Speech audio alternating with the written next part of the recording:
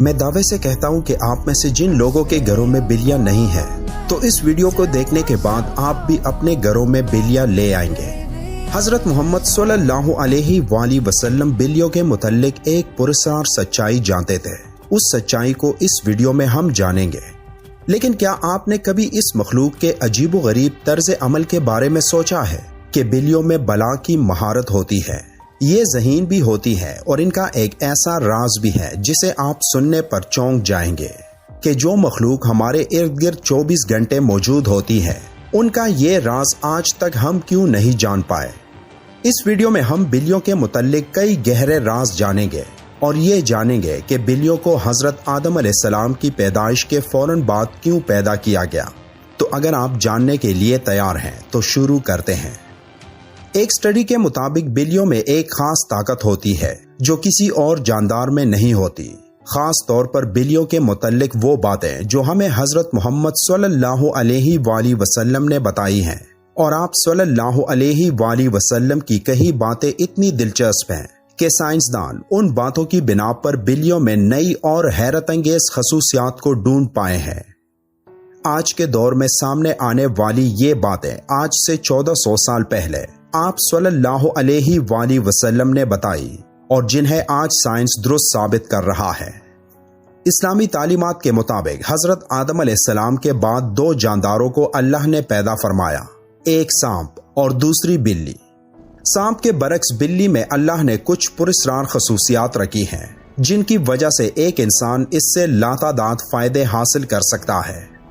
سائنسی اعتبار سے گھر میں بلی پالنے کا ایک بڑا فائدہ ہے، وہ یہ کہ بلیوں کو انسانی لمس بے حد پسند ہوتا ہے اور انسان بھی اس سے محظوظ ہوتا ہے۔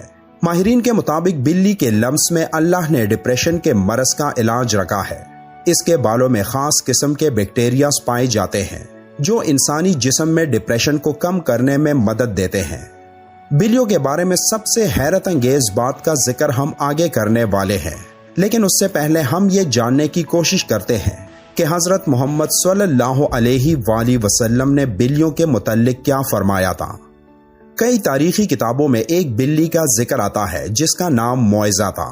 کئی مسلمان سکالرز کے مطابق معزہ حضرت محمد صلی اللہ علیہ وآلہ وسلم کی پسندیدہ بلی تھی۔ ایک دفعہ آپ صلی اللہ علیہ وآلہ وسلم ایک مہم پر اپنے لشکر کے ساتھ جا رہے تھے کہ اچانک ان کے سامنے ایک بلی آ گئی جو کہ حاملہ تھی۔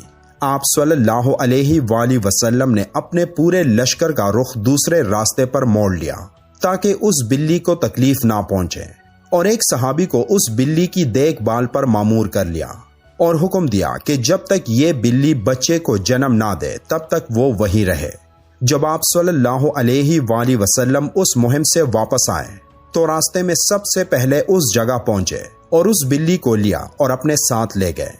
اس بلی کا نام آپ صلی اللہ علیہ وآلہ وسلم نے معزہ رکھا، جو باقی تمام زندگی آپ صلی اللہ علیہ وآلہ وسلم کے ساتھ رہی۔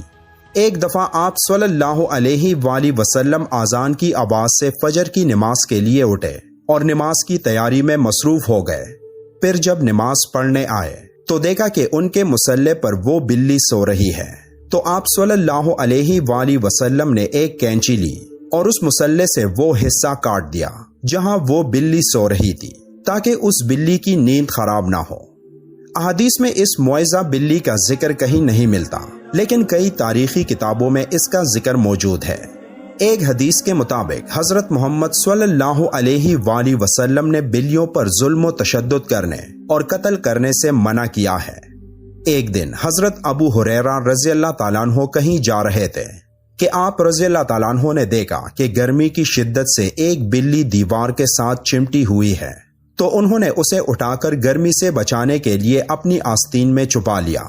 انہوں نے محمد صلی اللہ علیہ وآلہ وسلم کو بتایا کہ کیوں انہوں نے ایسا کیا، تو حضرت محمد صلی اللہ علیہ وآلہ وسلم نے کہا کہ ایک عورت کو اس لیے جہنم سے بچا لیا گیا کیونکہ اس نے ایک پیاسی بلی کو پانی پلایا تھا۔